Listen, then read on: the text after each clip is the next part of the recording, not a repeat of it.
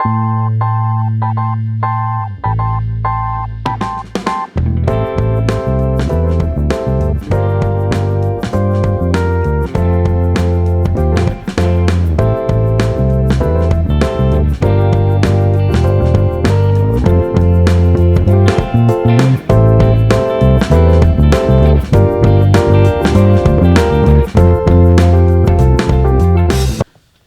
мене хундыта телео харкшат, мнодыр мане эвшин хрендасне шрета вама, паудын вама. Вы упомянули якутов и тувинцев. Может быть, их сохранение языка связано с тем, что им, не мешают, в смысле, говорить на своем языке, что нет этого вот вытеснения этого языка. Может быть, это с этим связано? Да, с этим тоже связано. Но почему не мешает? Потому что они защищают свой язык. Вот продавец в магазине в Якутии, русская продавщица, она к тебе обращается на якутском языке. Она здоровается на якутском языке. Потом, когда мы говорим, что вы сказали, она понимает, что перед ней не якут, она переходит на русский язык. То есть там и русский человек, который там, да, в Якутии, он не чувствует себя ущемленным от того, что он знает, скажем, пару десятков слов на якутском языке, его права абсолютно не ущемлены. Он таким образом показывает свое уважение якутскому народу. Но якуты и тувинцы добились этого уважения. Любое живое существо, любой народ, она добивается, чтобы его уважали. Любой человек, он должен добиться того, чтобы его уважали. Он должен показать, что есть его за что уважать. И он показывает это через силу. В этом мире уважает только силу. Только силу. А в чем проявляется сила этого народа, этих народов? В самосознании. В самосознании. В том, что они чувствуют себя якутами. Они хотят быть якутами. Они хотят сохранить себя. В этом очень большая сила. Скорее не самоосознание, скорее, может, какая-то гордость, то, что он якут или тувинец. Вот естественно. Но это уже второстепенно. Это второстепенно. Почему? Потому что люди разные. Да? Если мы смотрим на современный мир, на состояние разных народов, то есть развивающиеся страны, да? Есть очень развитые страны, есть там среднее что-то такое. Да? Вот. Чем может гордиться человек, народ развивающей страны, скажем так? Нет там ничего. Они голодные, холодные, ничего произвести не могут, плохо работают, может быть, что-то такое. Но это народ, который живет там, и он горд тем, что он именно такой народ. Хотя, в принципе, по большому счету, с нашей точки зрения, можно сказать, что, ребята, чем вам гордиться-то? Да? Да. Поэтому прежде всего это самосознание, не гордость, самосознание. Потому что ты представитель своего народа, наверное. Нет, я не думаю, что здесь это слово подойдет, гордость. Гордиться можно, скажем, отдельными представителями этого народа. Вот, скажем, у нас есть Итигилов, да? Да. Это, можно сказать, сын нашего народа. Поэтому мы можем гордиться, что принадлежим к народу, который родил такого великого святого. Да? Этим мы можем гордиться. Отдельными какими-то личностями, там, скажем, в области культуры, певцы, спортсмены, или, скажем, математики, физики, музыканты.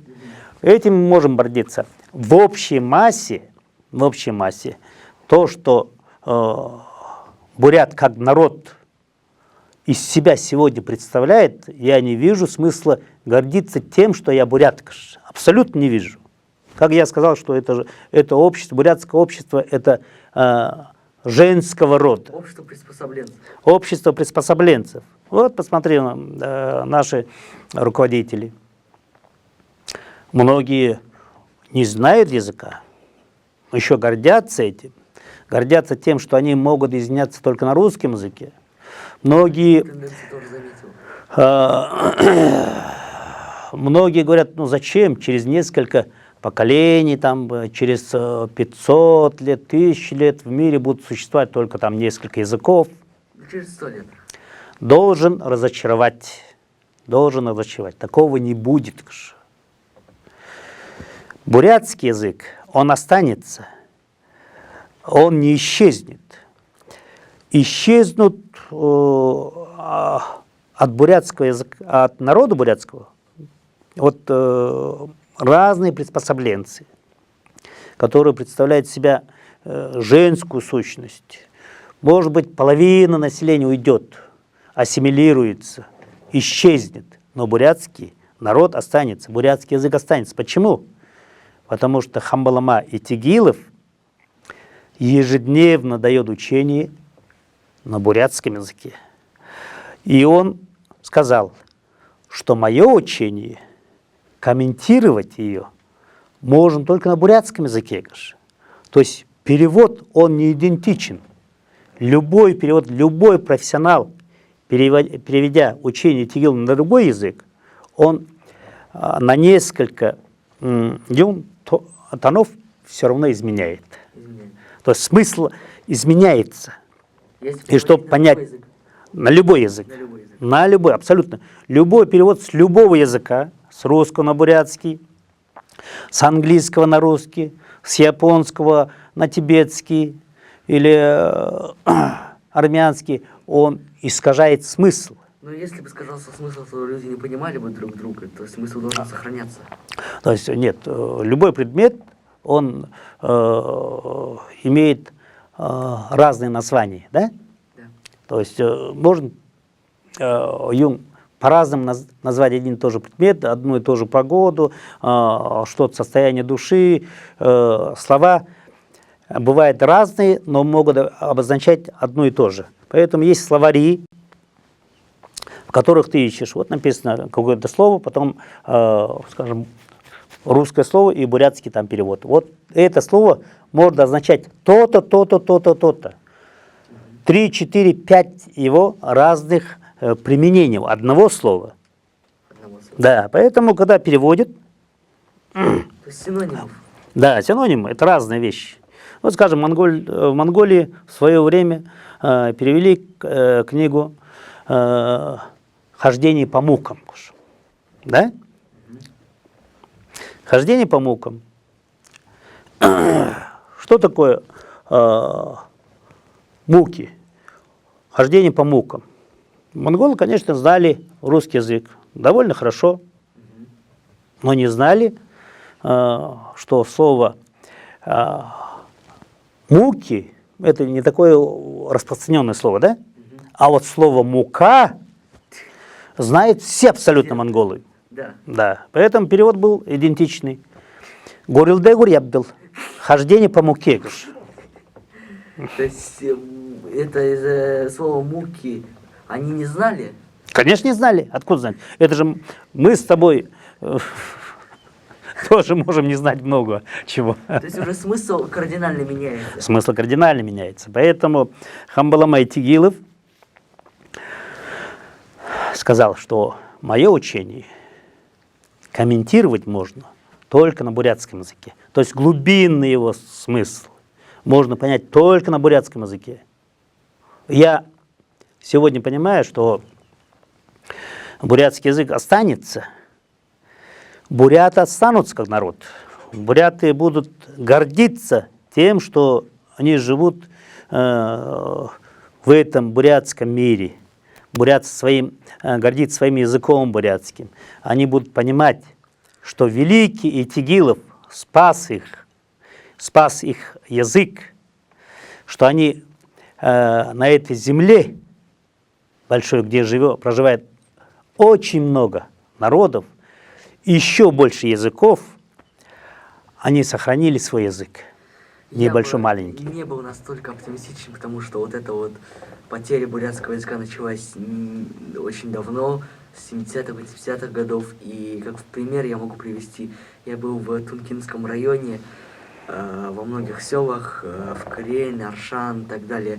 И дети, которые там есть, они ничем не отличаются от городских, потому что между собой они общаются на русском языке, а их родители прекрасно говорят на бурятском. И когда приходят дети домой, и родители все-таки поддаются и начинают говорить с большим акцентом с ними на русском языке. И даже смотря такую ситуацию, что теряем язык, а вы утверждаете, что будет существовать как-то язык наш. Хамбалама Айтигилов сказал, в этом мире можно все изменить, кроме смерти. То есть мы в своей жизни можем изменить все, но одно изменить почти невозможно, это смерть. Да? Да. Переход из этого. То есть мир так устроен, что все стареет, изнашивается и приобретает новую форму. Поэтому, хотя на сегодня состояние бурятского языка это ниже плинтуса, я по своему Тункинскому району знаю, что это 100% правда. Есть около 10 деревень, которые 100% это бурятские. А? В детском саду преподаватели 100% буряты, и они с детьми общаются на русском языке. Этот ребенок приходит домой себе, с родителями общается на русском. И родители, потому что эти родители, у них больше женского, чем мужского. Мужик тоже это подобие женщины. Естественно, он идет на поводу. Если был бы настоящий мужчина, он бы сказал, вот должно быть так. Я бурят, я уважаю своих предков, они говорили на бурятском языке, да, это наше родное, Поэтому мои дети, своим детям я должен передать вот это родное, свое кровное. Но так как основная масса, как я тебе уже сказал, это не мужчины, это женщины, да? А к таким представителям, скажем, мужчин женоподобных во всем мире отношения негативные. Поэтому эти родители готовят своих детей к тому, что в этом мире их детей уважать не будут, как людей, которые забыли свой язык. Но эти дети не виноваты. Всегда виноваты родители. Если родитель не знает своего языка, да, ему сегодня, скажем, 35 лет, да, 40 лет, но он не знает бурятского языка, то он не виноват. Виноваты его родители, которые не дали. По цепочке. Так, по цепочке. Но если он уже созрел для того, что начинает понимать, что язык ему нужен, да, он должен сделать все для того, чтобы его будущее поколение не забыло своего языка, как делается во внутренней Монголии. Там родители, которые не знают своего языка, отдают своих детей в детские сады, где все говорят только на монгольском языке. И руководство Китая официально поддерживает. Если не поддерживало, этого бы не было. Ну, конечно, в Китае есть тоже тенденция очень сильная, чтобы, скажем, всех превратить в китайцев. Да. чтобы говорили на китайском языке, что вроде бы это бы снижает межнациональные там конфликты, но такого нету. Конфликт есть всегда и везде в любом народе. Китайцы убили друг друга больше, чем любой народ их убивал. То есть любой народ убивает себя всегда в конфликте больше, Чем других. чем других. Потому что, скажем, мы по жизни с кем больше всех ссоримся? Больше всех ссоримся мы со своими родственниками. Потому что живем очень близко. Рядом. Чем ближе мы живем, тем больше ссоры, тем больше конфликтов. Поэтому сегодняшний мир, он, конечно,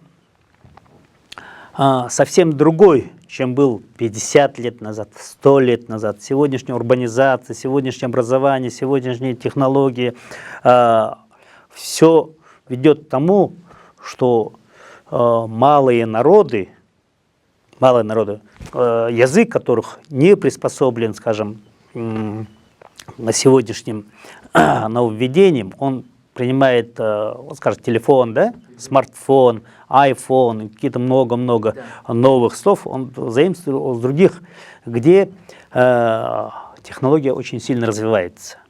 Но мы не должны забывать закон природы. Выживает всегда сильнейший. В этом мире ценят только силу, а проявление силы, она бывает очень многообразной.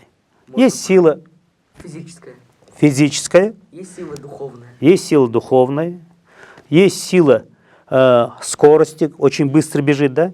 Есть сила, очень сильно поднимает, есть сила плавает хорошо, есть, безусловно, страшнейшая сила, это сила красоты, да? Женщины. Есть прекрасные голоса, которые всех побеждают, абсолютно сила всех. Искусства. Сила искусства. Везде мы ставим слово «сила», да? Мы не будем говорить просто «красота», мы говорим «красота» — это страшная сила. Да. Вот человек почему быстро бегает? Потому что он сильный, да? Сильный. Почему он может поднять довольно много? Потому что он сильный, да. Государство какое? Сильное. Поэтому слово «сила» в этом мире уважает только сила. Поэтому и язык, к языку тоже применимо это слово. Этот язык, он сильный. Он сильный. Я не совсем понимаю, как это применяется к языку. Ну, скажем, если сегодня бурятский язык в бытовом отношении, в отношении вообще, скажем, он вытеснен русским языком, ты хочешь сказать, что это бурятский язык, он сильный? Нет. Нет. Но это уже не сила языка, а сила народа уже. Да, это, конечно, вот можно, скажем, человек хорошо поет, да? Можно сказать, не сила голоса, это сила этого человека, да? Можно. То же самое язык, это не сила языка самого, а сила народа. Можно тоже так же сказать. Поэтому язык, он производный от народа, и народ также производный от этого языка. Народ без языка не сможет существовать. Да, это не народ. Это он исчез, он ассимилировался, он растворился в любом другом народе. И об этом народе, который исчез, говорят, ну, был слабый, ну что сделаешь? Да? Исчез, был слабый, кишка была тонка. Поэтому, если ты хочешь, чтобы твои потомки были сильными, не говорили, да, там у меня предки были там аборигены, которые там по-своему лопотали что-то там, да? Ты должен стремиться к тому, чтобы понимать свой язык, развивать свой язык, говорить, общаться на своем родном языке. Бурятский язык, он один из диалектов монгольского языка. Есть монгольский язык, есть огромный монгольский мир, да? И просто, вот, скажем, калмыки, калмыцкий язык есть. Калмыцкий язык – это тоже один из диалектов монгольского языка. Да, Монголия, во внутренней Монголии это огромная там разница. Друг друга они вообще не понимают. Я думал, они спокойно понимают. Я понимаю, я сегодня понимаю, вот, скажем, западных монголов, восточных монголов, там, потому что я постоянно езжу с ними, общаюсь. Я понимаю иногда лучше их, чем они сами себя, потому что они между собой могут не общаться. Один живет здесь, никогда не выезжал, другой живет там, никогда не выезжал, поэтому они друг друга не слышали, могут очень плохо понимать. А так как я езжу постоянно, слушаю и эту речь, и другую речь, и этот диалект, я их начинаю понимать. Поэтому бурятский язык – это один из диалектов монгольского, общемонгольского языка. А как ты знаешь, в XIII веке великий Чингисхан поднял монгольский мир на его лошади на дыбы и пронес культуру кочевников, скотоводов по всему миру. Что такое кочевой мир? Что такое монгольский мир? Что такое скотоводы? В этом мире, значит, все народы дожили до сегодняшнего дня двумя путями. Дошли до сегодняшнего момента. Значит, один путь – это скотоводы, да, кочевники. Другой путь – это земледельцы. Да? Да.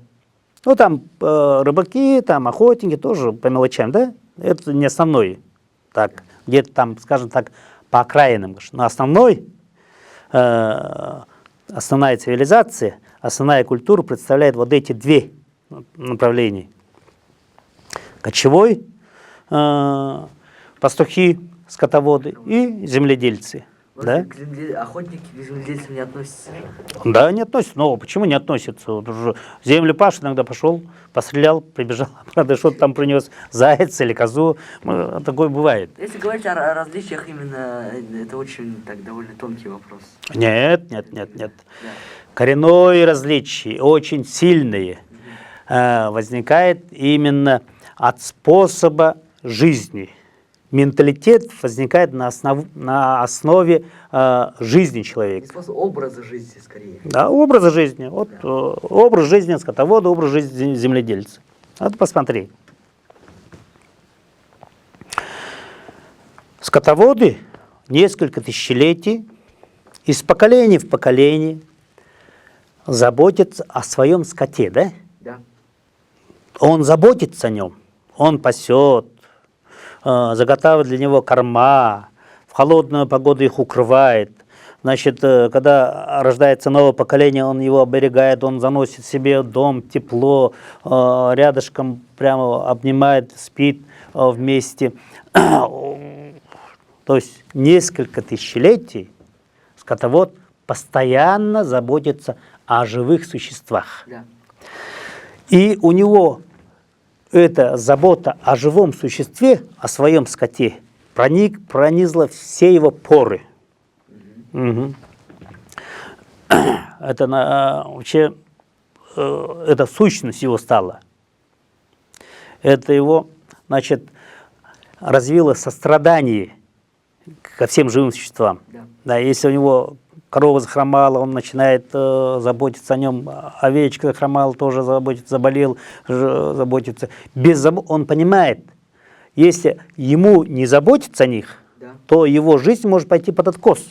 Поэтому он вынужден заботиться. И от того, что, какой он образ жизни ведет, он вынужден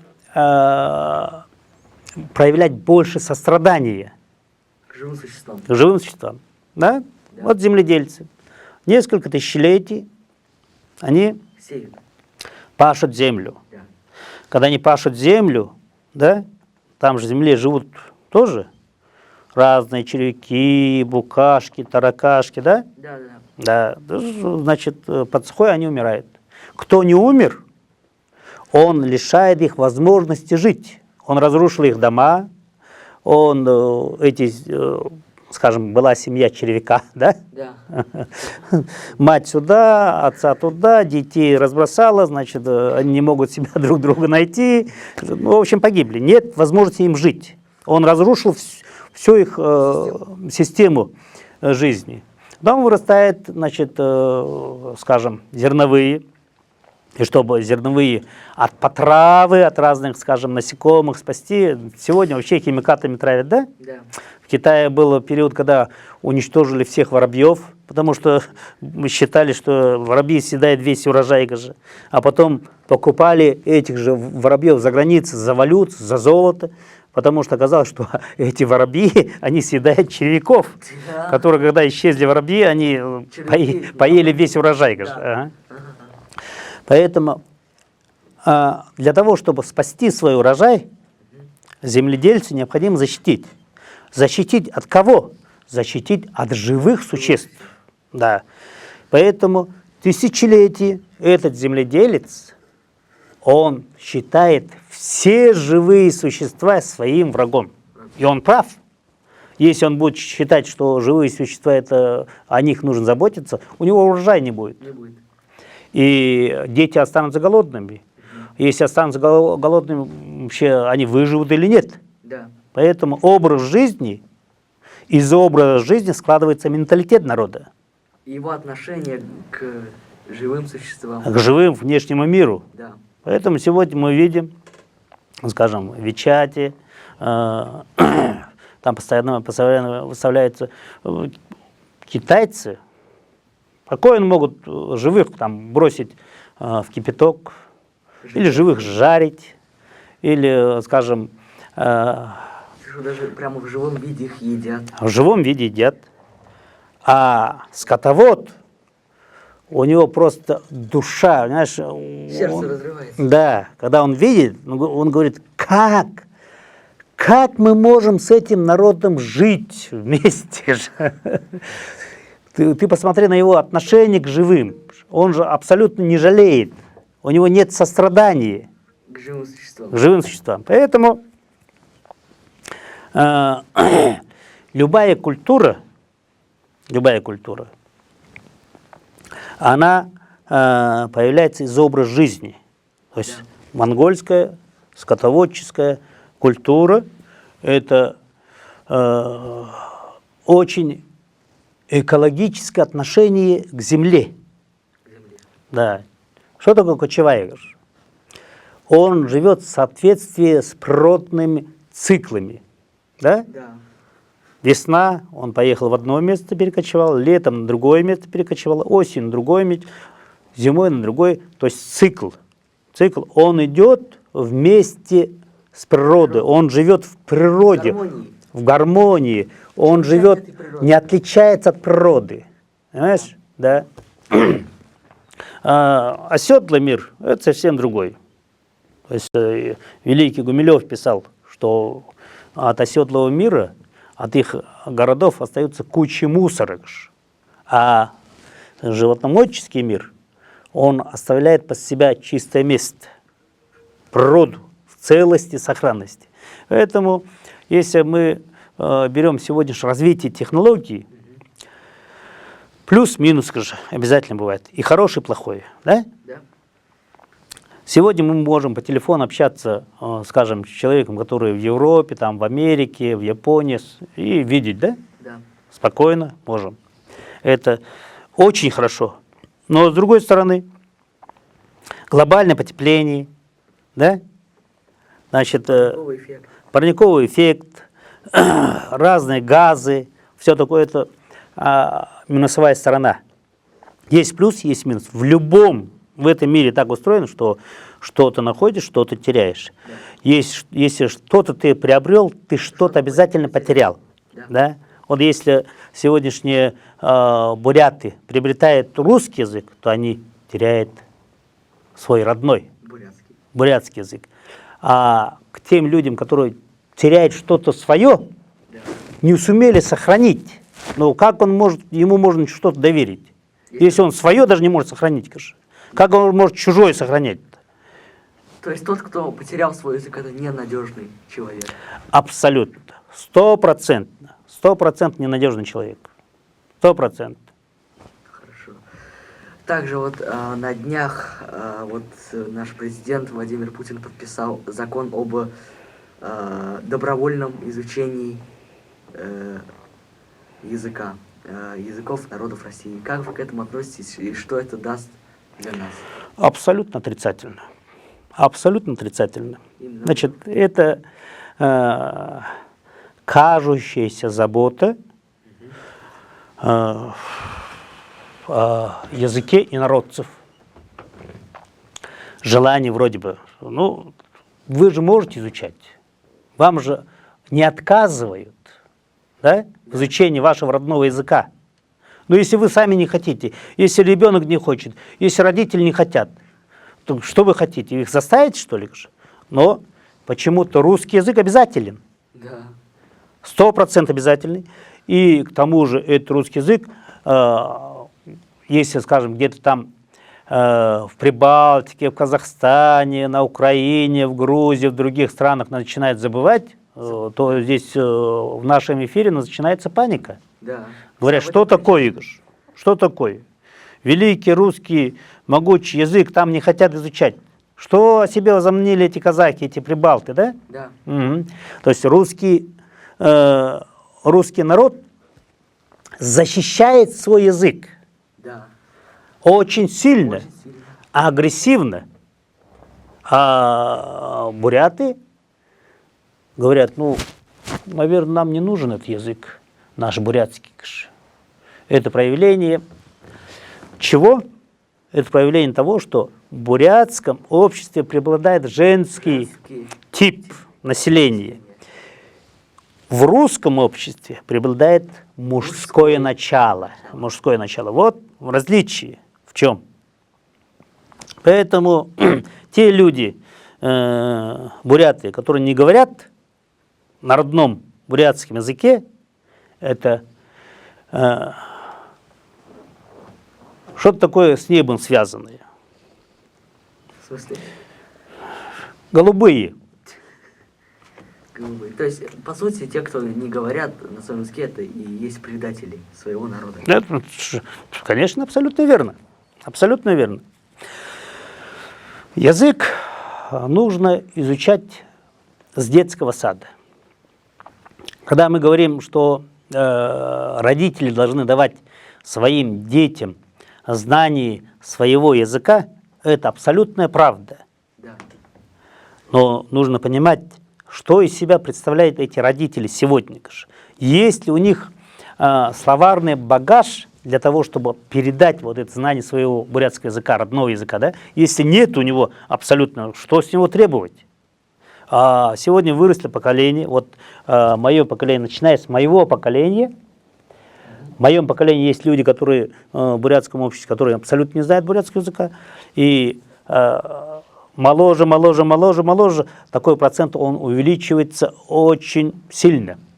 Геометрический прогресс. Да, поэтому молодое поколение сегодня, скажем, 20-летних, да, 25 лет, которые сегодня заводят семьи, детей, процентов, наверное, 75 не владеют бурятским языком, и они не могут дать своим детям знание бурятского языка, потому что сами не владеют.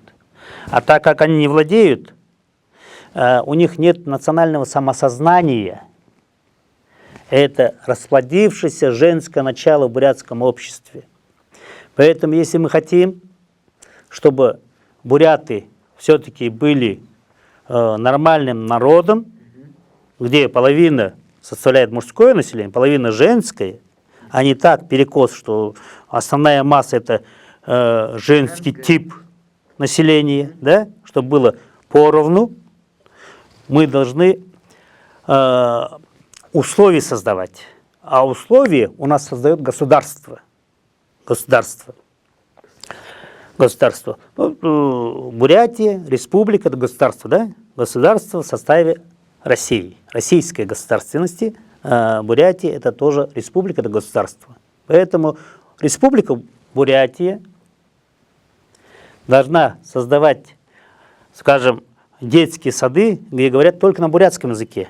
Как это делают во внутренней Монголии, да? Ну, конечно, конечно, нет проблем.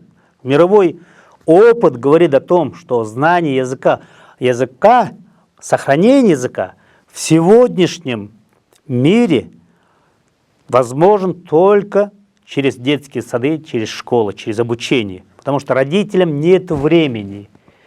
Он работает. Скажем, отец его поехал на вахту, сегодня нет работы, да? Куда они едут? В Корею уехал на заработки 3 месяца, полгода, 5 лет там стал черным, да, безвыездным, хочет заработать на жизнь. Да. Здесь по России катается, в Израиль сегодня ездит. Кто занимается обучением языком? Жена, жене тоже некогда. Тоже Мать. работа. Так она к тому же еще не знает. К тому же она стесняется бурятского языка. Стесняется бурятского языка, она стесняется, что она вообще бурятка. Она хочет больше, быстрее стать представителем другого народа, скажем, русских, да? Но фейс не позволяет. Да. Она смотрит в зеркало и видит Костушу лицо, которое она не любит. Она хотела бы где-то, что он там смотрел на нее совсем другое лицо. Вот сегодняшнее состояние бурятского общества. То есть вот так вот люди, большинство думают, что отказаться от своей национальности. Они отказались, отказываясь от своего языка, они сразу же автоматом отказываются от национальности. И нет народа без языка. Абсолютно согласен. Да, в какое-то время это может быть, какое-то время, да? То есть не забылся что. Буряты, которые говорят, мы буряты, да? Ихние, скажем, предки в каком-то поколении отказались от бурятского языка, они абсолютно, скажем, русскоязычные, в 3-м, 4-м, 5-м поколении. И дальше 6-е, 7-е, 8-е поколение, думаешь, будут помнить, что они буряты? Нет, они будут говорить, что нет, мы представитель другого народа, скажем, нового народа, который зовется, ну, допустим, россияне. Россияне. Да, россиянин, я россиянин. Кто такой россиянин? Это такая размытая формулировка. Да. Есть такое слово сегодня, которое придумали чиновники. Я вас услышал. Я вас услышал. Да, есть хорошее, красивое слово. Да. Да? Ни к чему абсолютно не обязывающее. Он просто услышал. Он просто послушал тебя и все. Да, услышал, а он сделает, не сделает. Потом ты приходишь к нему и говоришь, что слушай, ну ты же услышал меня. Да, я услышал. Я помню, что услышал. Что ты говорил. Но я же не сказал, что это сделаю. Я же услышал. А когда я сделаю, может быть, тогда, когда, скажем, придет другое время. А сегодня невозможно. Требовать от меня невозможно. Поэтому возникают такие слова, которые абсолютно не обязывают ни к чему. Вот современные знания бурятами русского языка, она не обязывает бурята знать свой бурятский язык. Она не обязывает его обучать своих детей бурятскому языку. Она не обязывает государство российское, правительство, Путин подписывает указ, да, о добровольном изучении языка. Это же умнейшие люди. Они понимают, что они делают. Они понимают, что в государстве российском все народы, чем быстрее забудут свои мелкие языки, тем этот народ сплотится. Есть же целая тенденция, если пишут, скажут, приводят примеры американцы, там много народов, все смешались, выросла новая нация американцы. Вот если мы, россияне, тоже сплавим все народы в один россиянский народ, то и прогресс у нас наступит. Почему американцы, слушай, впереди планеты все? Потому что они спаялись, сплав получился, значит, говорят на одном английском языке, поэтому у них и техника вперед пошла, и развитие вперед пошло. Так у нас в России, сколько вы бы не сплавляли, все народы в одну кучу, в одном котле, сколько вы бы ему русский язык не давали, развитие технология идет совершенно другим путем. То есть для них языки малых народов, да, то есть это как является, что это их разъединяют они, получается, да, нас всех. Значит, в любом государстве, в правящем классе, в правящем народе, сегодня у нас в России правящий народ это русские, в Китае китайцы, в Англии англичане, скажем так, да? В Германии немцы, в Италии итальянцы, в любом государстве, то есть есть какой-то правящий народ, да? Язык, который взят за основу, это основная тенденция. Значит, они хотят больше влияния своего, всего своего, да? Вот китайский мир, китайцы хотят влияния на весь мир. И китайский язык, и китайскую культуру, и все остальное. Русский мир то же самое. Русский язык. Желание сохранить русский язык в пределах распавшегося Советского Союза не удается, но здесь внутри нужно сильнее развивать русский язык. И такая тенденция есть. Есть, конечно, и другая тенденция. Это очень небольшое количество мудрых людей, которые говорят, да, любой народ, он должен знать. Но другая часть, их очень много, и они преобладают, их значит, мысли, они одерживают всегда вверх. То есть влияние больше? Влияние больше. Они говорят, вы знаете, давайте напишем бумагу, наверху, где будет, скажем так, рекомендации, да, и пускай президент подпишет, и там будет написано очень красиво и очень мудро, что все у нас в России одинаковые, равноправие, и мы не можем заставлять кого-то изучать против его воли. Ну, почему-то математику заставляют изучать, да? Все предметы заставляют изучать, кроме родного языка. Поэтому, когда у нас в Бурятии кто-то из бурят говорит, что президент России поступает очень мудро, ты видишь перед собой кого? Приспособленца. Приспособленца, в котором преобладает женское начало. То есть этот закон, он наоборот усугубит проблему языков. Он вобьет последний гвоздь в крышку гроба.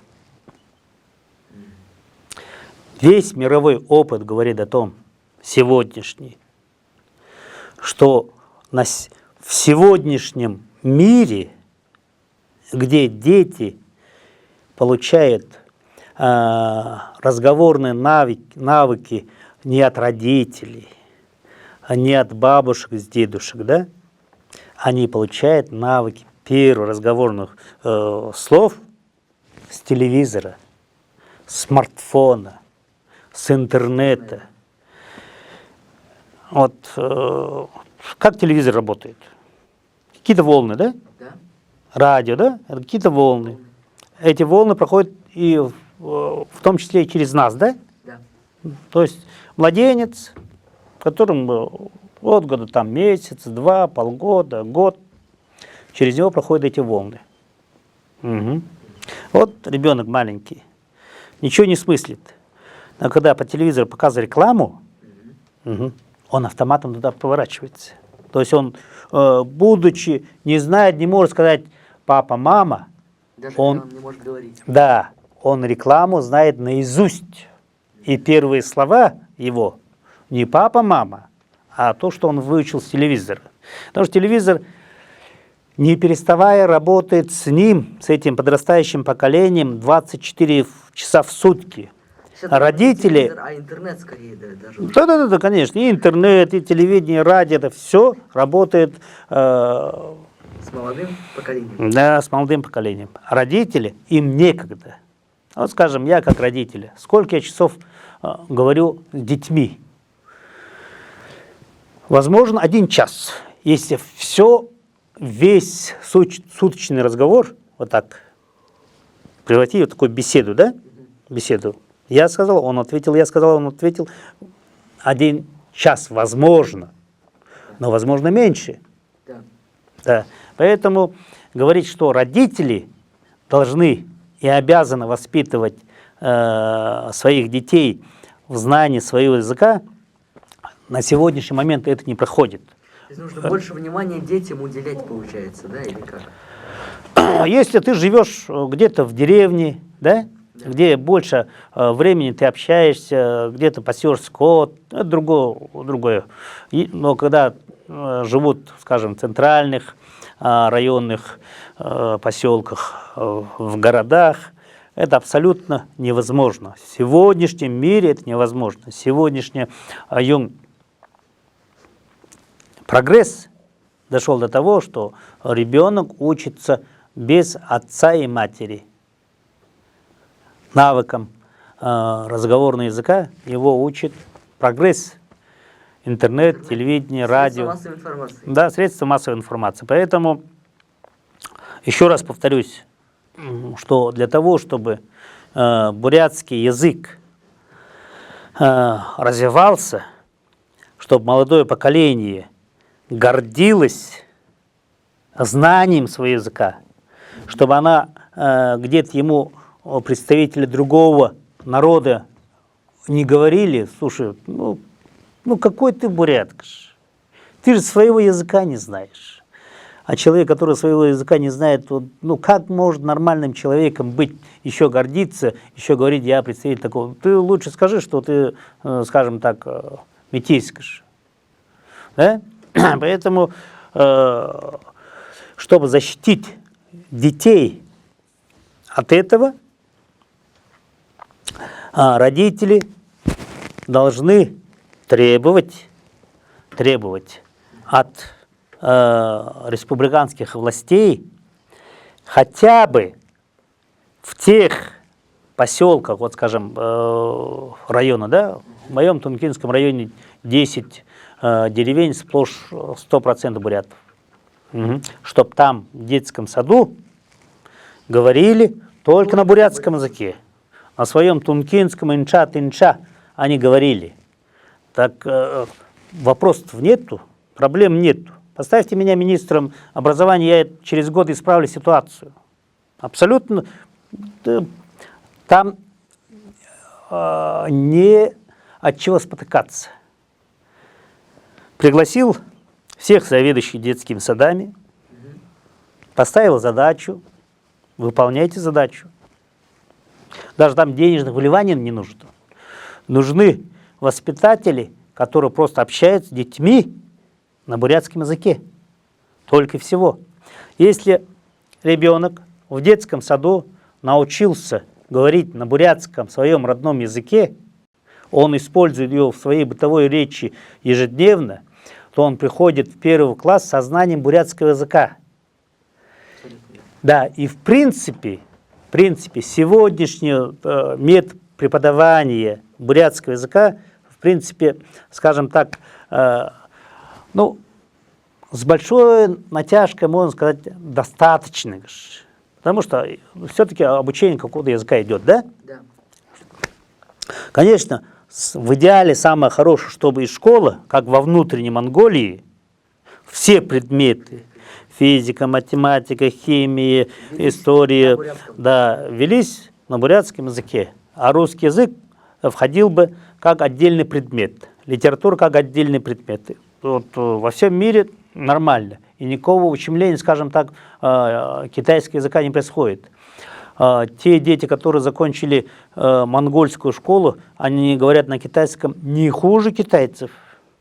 Наши дети сегодня, когда 24 часа через его мозг проходят волны на русском языке, он отлично говорит. У него, значит, он будет лучше говорить любого русского. У него будет выше уровень знания. Да, конечно. И вообще, значит, ну, смотри, вот интернет, да?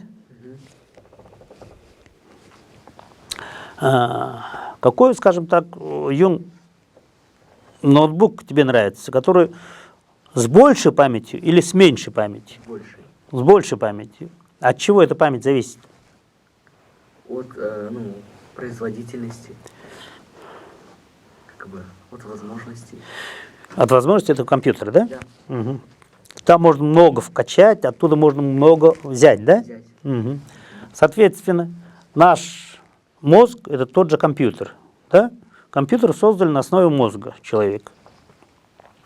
Чем больше памяти человека, какая у него память, сколько он помнит, мы им гордимся. Значит, знание языков также влияет на память человека.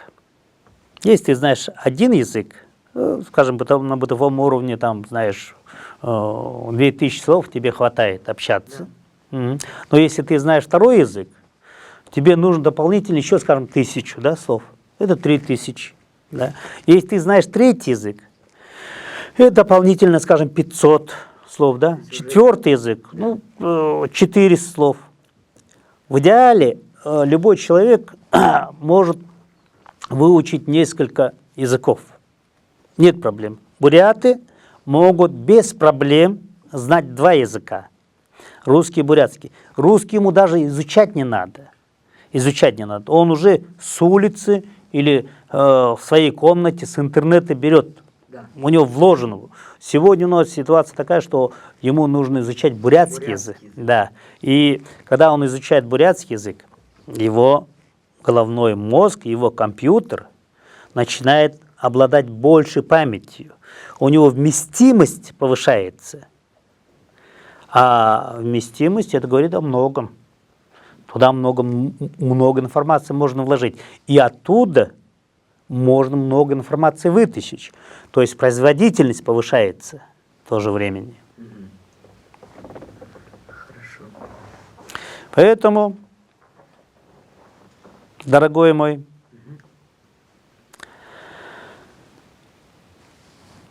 бурятский язык, он никуда не исчезнет. Исчезнут те буряты, которые говорят на русском языке. Они исчезнут от бурятского мира. Они растворятся в другом народе, скажем, в русском народе. Да? Да. Они растворятся. Останутся настоящие мужчины. Которые будут говорить и помнить. Которые будут помнить, что они мужчины. Они будут помнить, что мужчина обязан быть защитником. Мужчина обязан быть богатырем. Мужчина – это мужественный человек, на которого можно надеяться, его семья, его дети, его родители престарелые. Вот такие мужчины останутся в бурятском обществе.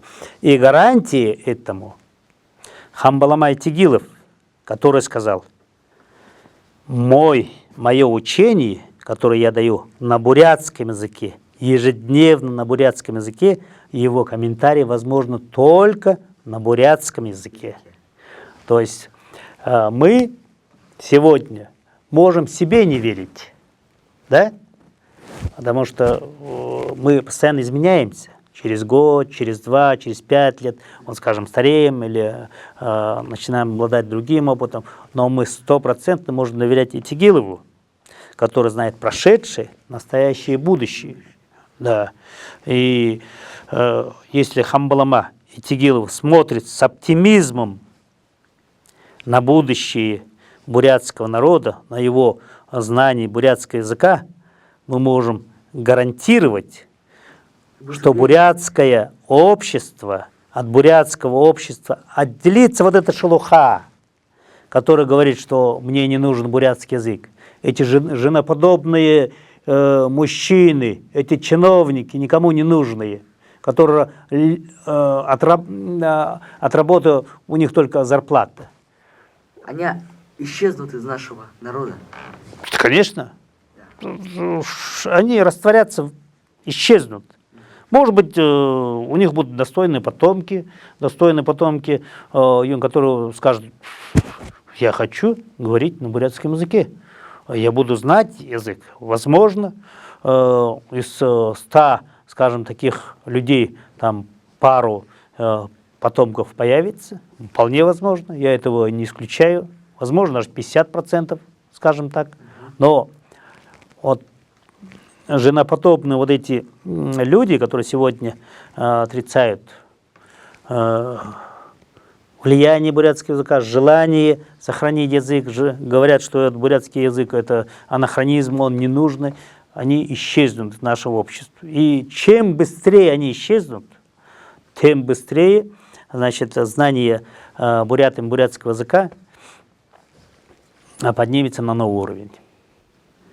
Хорошо. Больше нет вопросов.